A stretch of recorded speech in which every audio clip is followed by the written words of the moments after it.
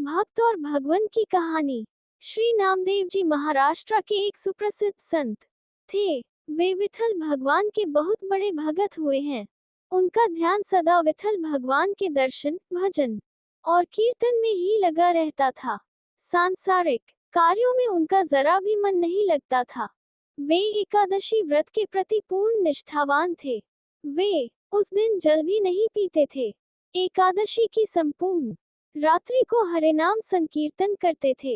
एकादशी को वे न अन्न खाते और न किसी को खिलाते। एक दिन एकादशी की रात्रि को वे हरे नाम संकीर्तन कर रहे थे। उनके साथ अनेकानेक भक्त भी संकीर्तन कर रहे थे। अचानक एक क्षीणकाय, हड्डियों का ढांचा मात्र एक वृद्ध ब्राह्मण उनके द्वार पर आया और बोला, मैं अत्यंत भूखा हूँ, मुझे भोजन कराओ, अन्यथा मैं भूख के मारे मर जाऊंगा। श्री नामदेव जी बोले, मैं एकादशी को न अन्न खाता हूँ और न अन्न किसी और को खिलाता हम। अतः ब्राह्मण देवता प्रातः काल सूर्योदय का इंतजार करो, व्रत का पारण कर आपको भर पेट भोजन कराऊंगा।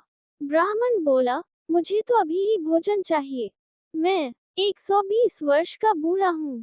एकादशी व्रत 8 वर्ष से लेकर 80 वर्ष तक के लोगों के लिए है। मैं भूख से मर जाऊंगा और तुमको ब्रह्म हत्या का पाप लगेगा। श्री नामदेव जी ने कहा, ब्राह्मण देवता चाहे कुछ भी हो जाए, मैं आपको भोजन नहीं करा सकता, कृपया आप सुबह तक प्रतीक्षा करें। श्री नामदेव जी के ऐसे व्यवहार के प्रति अन्य ग्राम वासियों ने नामदेव जी को निष्ठुर कहा और ब्राह्मण को भोजन देना चाहा, परंतु ब्राह्मण ने भोजन लेने से इनकार कर दिया और कहा, यदि मैं भोजन ग्रहण करूंगा तो सिर्फ और सिर्फ नामदेव से ही करूंगा। श्री नामदेव जी ने जब ब्राह्मण को भोजन न दिया तो कुछ ही समय में उसके प्राण पखेरु उड़ गए।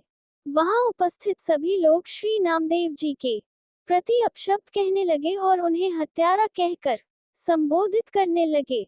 श्री नामदेव जी कुछ न बोले, पूर्ववत विठल भगवान के भजन और कीर्तन में ही लगे रहे तथा एक पल के लिए उठे और मृतक शरीर को ढक कर रख दिया व मृतदेह के समक्ष नाम संकीर्तन करते रहे।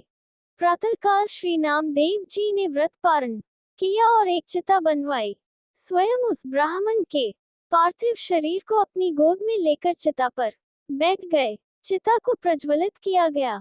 जब आग की लपटें श्री नामदेव जी तक पहुंचने ही वाली थी तो अचानक वह ब्राह्मण उठा और श्री नामदेव जी को उठाकर चिता से बाहर कूद पड़ा। जब तक नामदेव जी कुछ समझ पाते वह बूढ़ा अंतर्धान हो गया। स्वयं विठल भगवान ही उनकी परीक्षा लेने आए थे। इस घटना को देखकर सब आश्चर्यचकित हो गए और श्री नामदेव जी की जय जयकार करने लगे।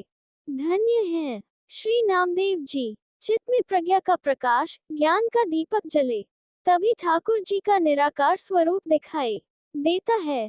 भागवत श्रवण से चित्त रूपी दीपक जलाने का प्रयास मानव को करना चाहिए। मानव को अज्ञानता से लड़ना चाहिए, मगर आलोचना और अज्ञानता पर चर्चा करके अपना समय बर्बाद नहीं करना चाहिए।